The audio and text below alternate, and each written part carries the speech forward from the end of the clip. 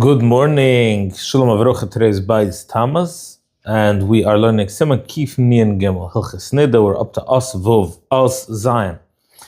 Lo yishta mishiyirai hakois sheshasasahi. He should not drink from the leftovers from the cup that she drank. Ve'im hifsik udamachir banav. If someone else drank in between, or shehirak el kois acher, or he poured it over into another cup.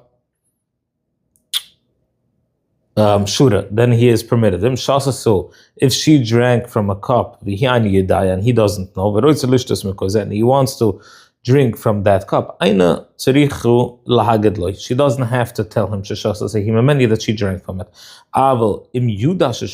If he knows that she drank from it, he doesn't know that she's not clean, then she does have to tell him because he knows that she drank from it, but he doesn't know that she's clean. She should tell him that she's not clean. What's the whole thing with this is because for most women, it shows, it's a lovely thing to see that the husband drinks or eats from her leftovers. She is allowed to, she's always allowed to drink his leftovers because for him, it's not so exciting. Some do hold that because she is not allowed to. Not some hold. Just like you're not allowed to drink from her cup, you're not allowed to eat from her leftovers. And that's correct, right? She shouldn't sleep with her in the same bed. Even if it's not her designated bed, even both are dressed. They don't touch each other. Even each one has their own blanket. And even if they're sleeping in two beds, the beds are connected. They touch one each other. They're not allowed to. If they're sleeping on the floor, they shouldn't sleep face to face. Only if there is a large distance in between. Similarly, if they're sleeping on two beds, and they're in the length, they are lengthwise, they are close to each other. Sometimes they sleep face to face. Even though there is something in between, a separation in between, some prohibit, unless there is a significant space between. The husband is not allowed to sit on her designated bed, even not in front of her. Even if she's not there, she's allowed to sit on his bed, but she's not allowed to sleep on his designated bed. But to sit on it, there is no room to be machmer.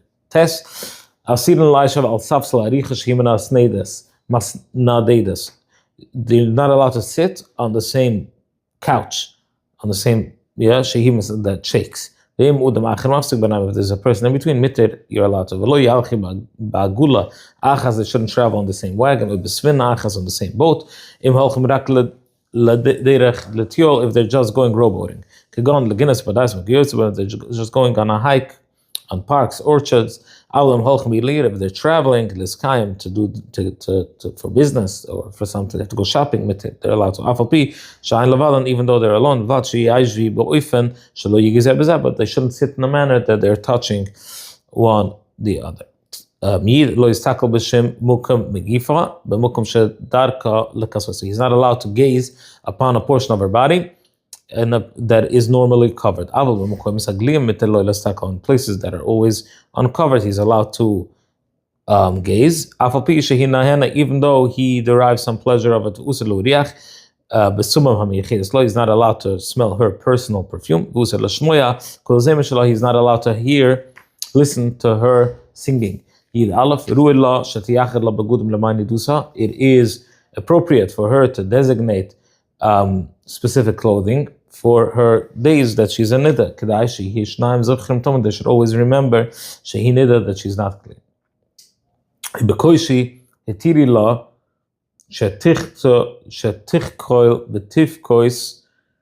bimai nidusa. But nowadays it is permitted for her to put on makeup and color. And they should put on full clothing, even bimai nidusa. Elu kedai shalot. Why? Kedai shalot tizgan al bala. She shouldn't become repulsive. She shouldn't look. She should always look good. Yid buys loy timzoig loy kos yain. She may not pour a cup of wine for him in his presence. Or to bring, she should bring it in for him and set it on the table.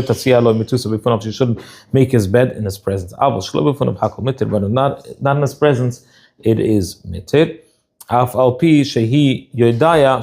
Even though he knows that she did it. She is not allowed to pour water for him, or lirchot spoon of yuda v'raglov, and it used to be that the women would wash the husband's faces, hands, and feet. But even the water is cold, she's not allowed to do that. Yid, or we have to Yid Gimel. Just as she is not allowed to pour a cup for him, he is not allowed to pour for her. He's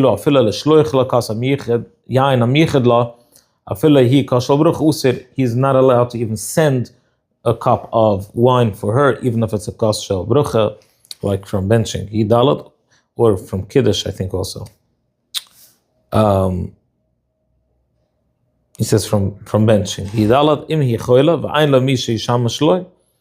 If he is ill and he doesn't have someone that could attend to him other than her, miteres l'shamsho, she's allowed to attend. Something that a service that's not touching only through another object. To help him stand up, lie him down, to support him.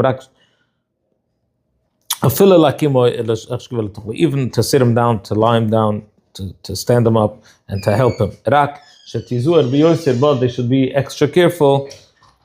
My har chutzas punav not to wash his face, arms, and legs, and not to make his bed. If the wife is not well, the husband is not allowed to attend to her, even if not touching, unless there is an exceptional case where there's no one else. There's no one else that could take care. If the husband is a doctor, there's no other doctor that's such a good doctor as him.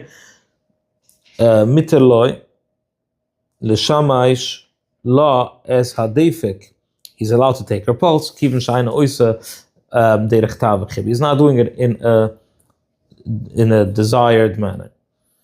Tes vov b'chalar chukos haneskuros tzerichen lizoren. All these harchukas that we discussed, it's not an extra stringency. This is just to allow the husband and the wife to be together in those days.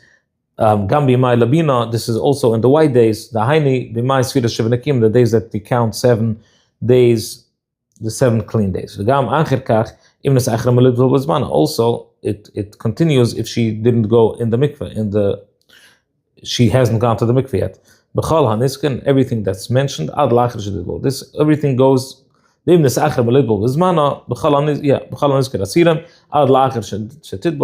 has to continue until she goes to the mikveh. Tes Zayin, Ishu Nida, with regards to a woman who's a nida b'mai isa in the days that she's menstruating, kodem yomai labina, before she is in her white days that she's counting 7 clean days. They don't go to shul. She's not davening.